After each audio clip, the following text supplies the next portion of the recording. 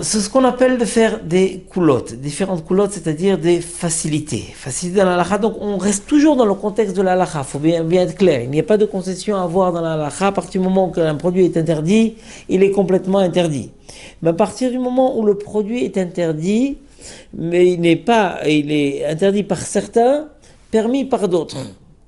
Donc, des fois, quand on parle à très grande échelle, impossible de trouver le même produit qui a été permis que par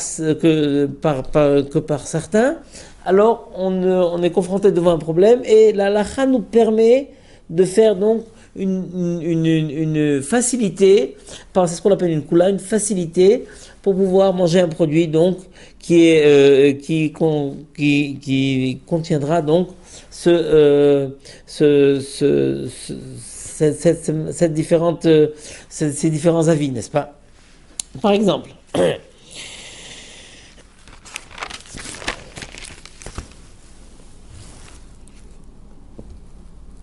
des fois, par exemple, il y a des erreurs, des mélanges. Oui, alors des mélanges qui peuvent être permis d'après tout le monde, d'autres mélanges qui sont permis pas d'après tout le monde. Certains permettent, certains ne permettent pas. On sera obligé à partir du moment où on a une grande perte ou alors ça concerne énormément de gens, on sera obligé de faciliter et de quand même permettre. C'est pour cela qu'au départ, n'est-ce pas, à partir du moment où le label de cacheroute, donc le tampon, est à très grande échelle, l'erreur est humaine, il y arrive toujours des problèmes. Donc à ce moment-là, on peut quand même manger. D'après beaucoup de décisionnaires, ça ne posera pas de problème, mais quand même, on a dû faire appel à certaines lois qui sont moins acceptées, je dirais plus facilitées pour pouvoir faciliter la vie, tant que ça rentre dans le cadre de la halakha. De ce fait, il y a énormément de petites cacheroutes qui se sont ouvertes, c'est-à-dire qu'il y a énormément de rabbanim et qui travaillent à beaucoup plus petite échelle, mais là qui demandent des frais beaucoup plus grands parce que le produit fini est vendu à beaucoup moins de personnes, donc finalement il y a beaucoup moins de retours par rapport aux frais qui ont été mis en place. Donc il y a énormément de petites cacheroutes qui font plus attention, qui essayent d'aller plus loin pour essayer d'être sûr de ne pas avoir de problème. Je donne un petit exemple. Oui, dans la loi, il est permis d'avoir quelqu'un qui vérifie, quand il va vérifier une usine par exemple, il suffit qu'il soit quelqu'un qui vient et qui rentre de temps en temps, pour être sûr qu'on n'a pas eu des mélanges, le fait que les gens savent que la personne va venir de temps en temps, alors cela suffit pour être pratiquement sûr qu'il n'y a pas eu de mélange, il n'y a pas eu d'erreur, etc.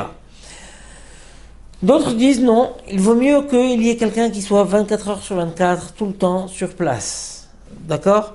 Donc, d'après la halakha de départ, le mashgiach qui est Yossé Venichnas, le mashgiach, donc celui qui vérifie, qui est derrière, il peut venir de temps en temps, ça peut suffire. Une autre loi, par exemple, aussi, où on peut faire confiance à certaines personnes qui risquent gros s'ils nous disent des choses qui ne sont pas vraies. Par exemple, je téléphone à un directeur d'usine et je lui demande quel produit tu mets dans tel et tel aliment. Alors il va me dire une liste, il va m'envoyer tous les détails de ce qu'il fabrique. Alors bien entendu, c'est pas seulement là-dessus qu'on se base, mais on peut se baser sur sa parole.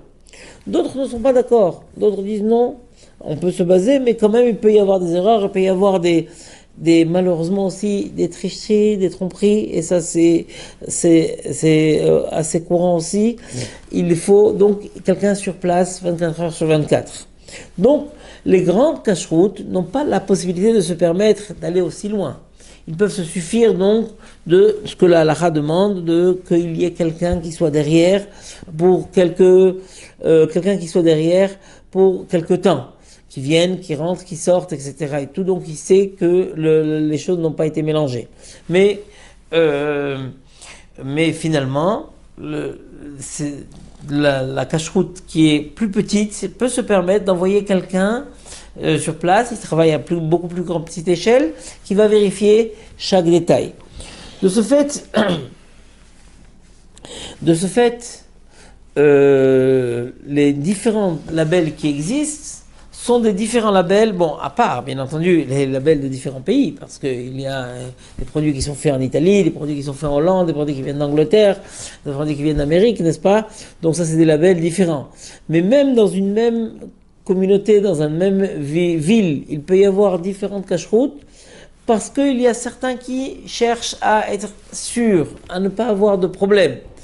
Pour être sûr que le produit, depuis le moment où il a été commencé à être fabriqué, jusqu'au moment où il va arriver dans le magasin et je vais l'acheter, je suis sûr qu'il n'y a pas eu d'erreur, il n'y a pas eu de tricherie, il n'y a pas eu de tromperie, il n'y a pas eu de mélange.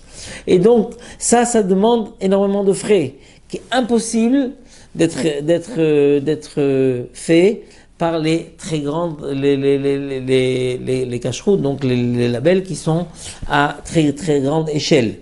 Par exemple, en Amérique, on se base énormément aujourd'hui sur des caméras.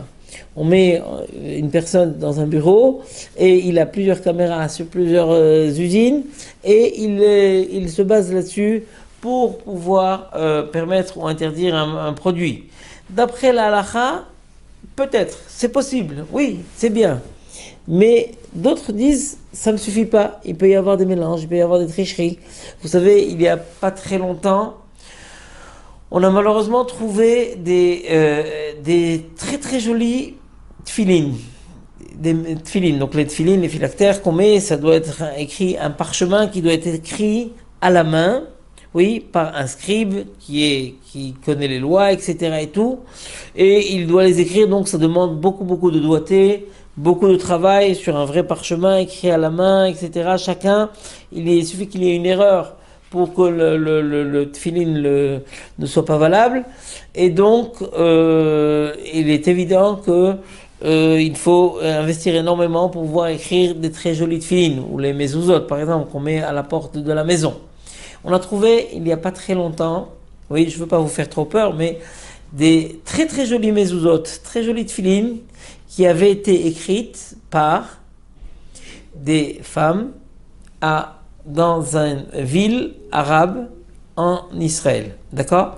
C'est-à-dire qu'ils avaient appris le métier, elles écrivaient très très très bien, très jolies, des très jolis parchemins, et mais le produit était évident, très beau, très joli. On voit rien quand on voit le tefillin, on le voit impeccable.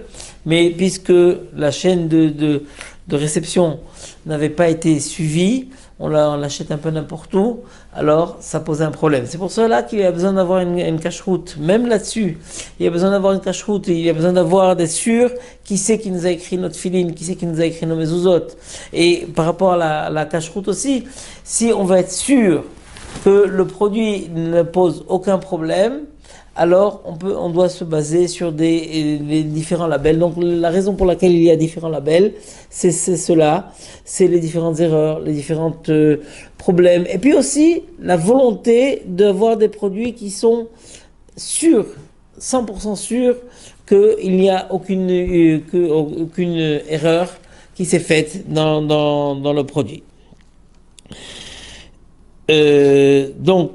Bon, à part, bien entendu, donc je ne dis pas, attention, je ne dis pas de nom, je ne dis pas sur quel produit il pourrait y avoir des problèmes de cache-route.